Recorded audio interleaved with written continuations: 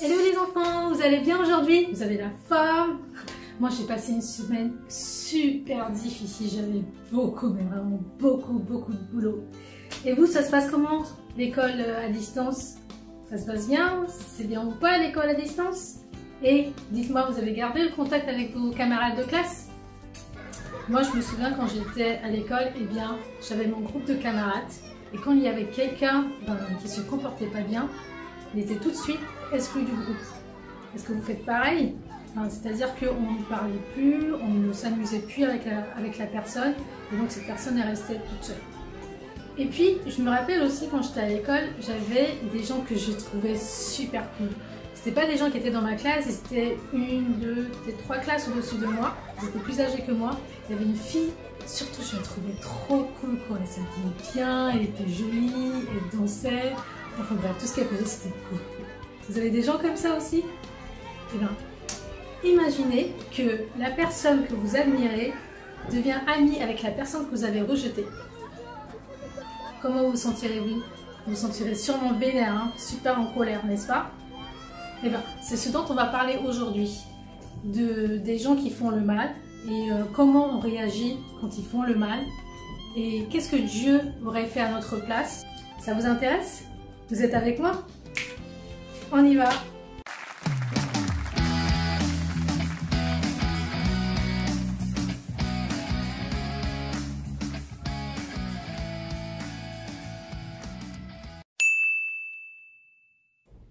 Alors, la semaine dernière, on a parlé de la rencontre de Jésus après sa mort et sa résurrection avec 2 de ses disciples sur le chemin d'Emmaüs. Cette semaine, on va parler d'une autre rencontre de Jésus, mais cette fois-ci avant sa mort et sa résurrection. Et cette rencontre, elle est assez spéciale, parce que la personne que Jésus rencontre, eh ben, c'est une personne qui était détestée dans sa ville, parce qu'il faisait des choses peut-être pas très correctes. Et donc, on va voir comment Jésus a réagi à tout cela et l'impact que ça a eu dans la vie de cette personne. Vous êtes avec moi? C'est parti!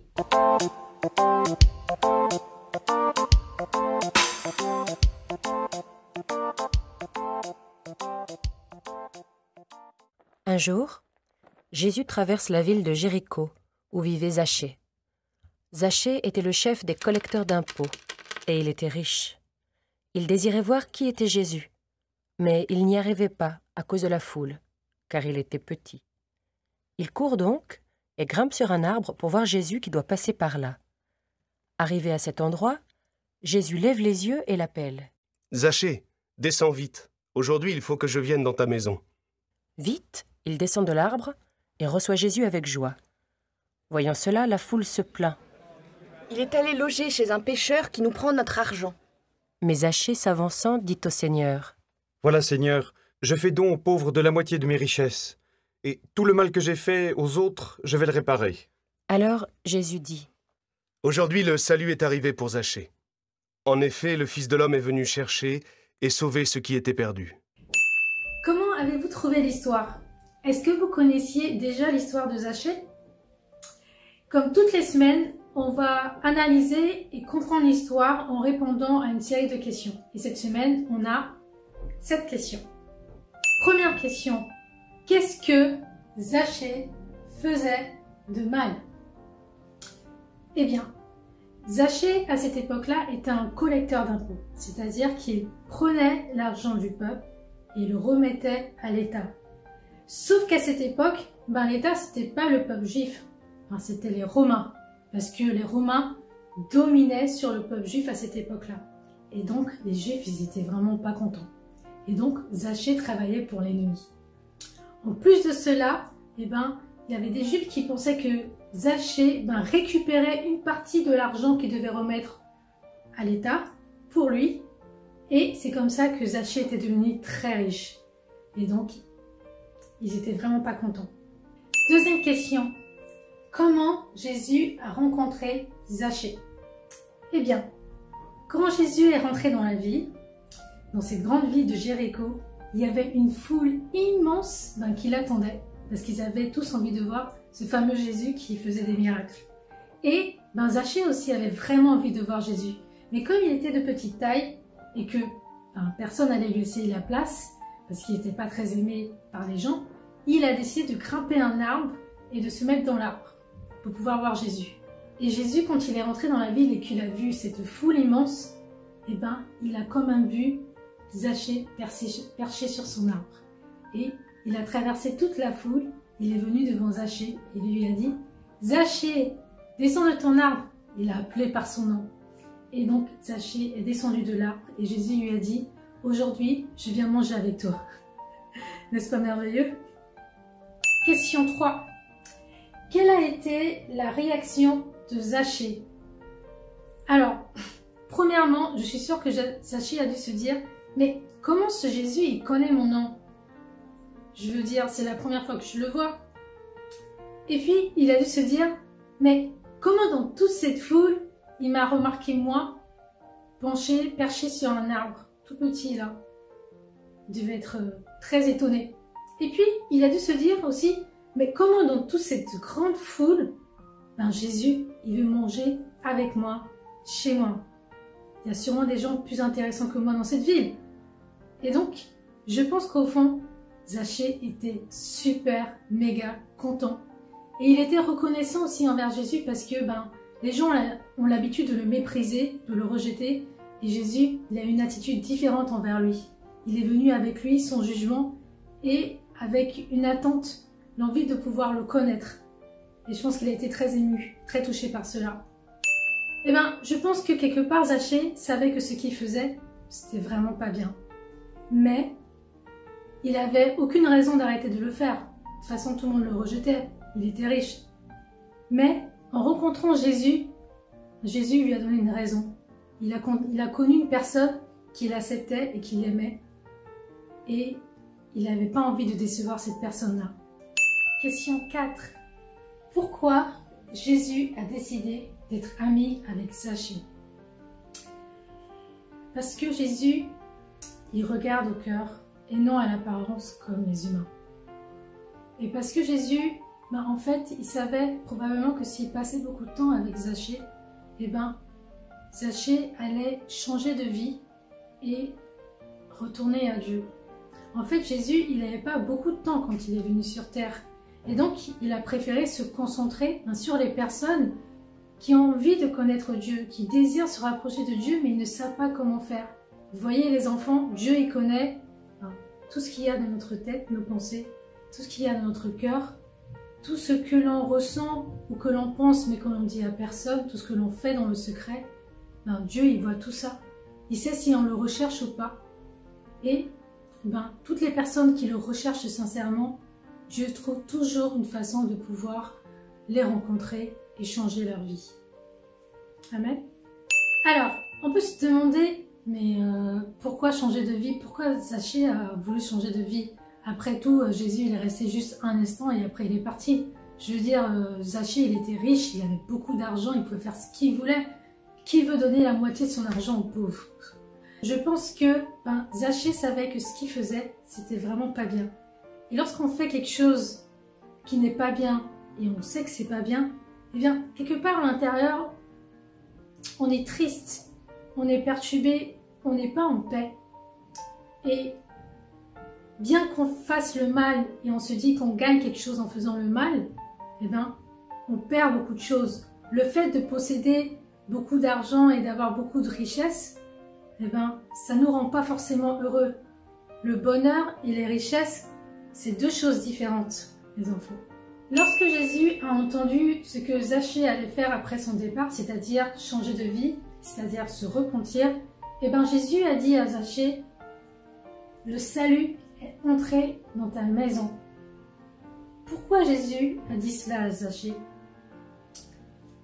En fait, Dieu a envoyé son Fils, effectivement, sur terre pour mourir sur la croix afin que nous puissions être purifiés de nos péchés et que nous puissions aller au paradis. Dieu, il n'aime pas le péché, il en a horreur et il ne veut pas que les personnes qui soient dans sa présence aiment le péché. et fasse le mal. Non, le plan de Dieu, c'était que si les personnes, en fait, n'aiment pas le péché, refusent de faire le péché, mais des fois n'arrivent pas à faire le bien alors qu'elles veulent faire le bien, eh bien ces personnes-là, Dieu veut les sauver. Il veut les rendre pures et il le fait par Jésus, grâce au sang de Jésus. Okay? Et ces personnes-là, il veut les avoir avec lui au paradis. Et donc, il ne peut pas vraiment avoir de salut pour une personne si cette personne-là n'a pas un cœur pour se repentir, ne veut pas se repentir. Et c'est quoi exactement la repentance? Qu'est-ce que Zachée a vraiment fait?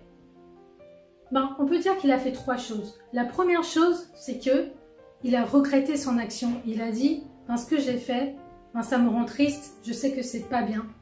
Et ensuite, il a décidé de réparer ses torts et de demander pardon. Et troisièmement, on peut imaginer qu'il a fait, il s'est dit, je vais plus jamais refaire ça dans ma vie. La dernière question qu'on va se poser, question 7, alors nous, est-ce qu'on fait le mal aussi? Eh bien oui, je veux dire, on n'a pas besoin de trop réfléchir pour savoir que on fait tous le mal. Des fois, c'est pas facile de ne pas pécher, de ne pas faire le mal, mais si on a un cœur sincère devant Dieu, eh bien, le sang de Jésus est là pour nous purifier.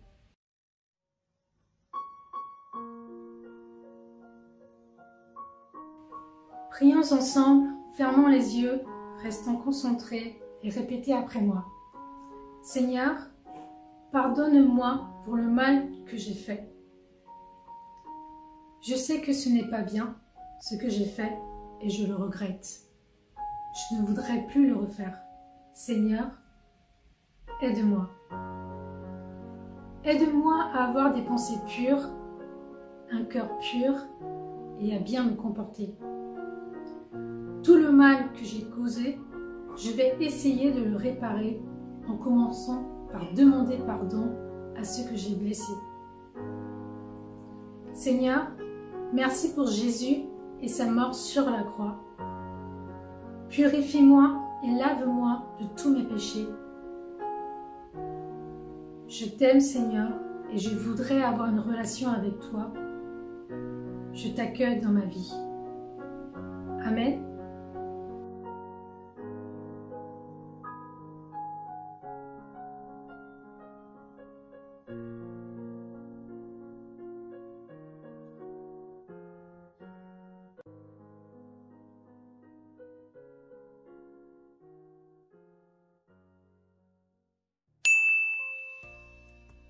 Le quiz de cette semaine. Je vous invite, comme toutes les semaines, à suivre le lien qui est donné en dessous de la vidéo et à le compléter. Et maintenant, je vous donne les résultats du quiz de la semaine dernière.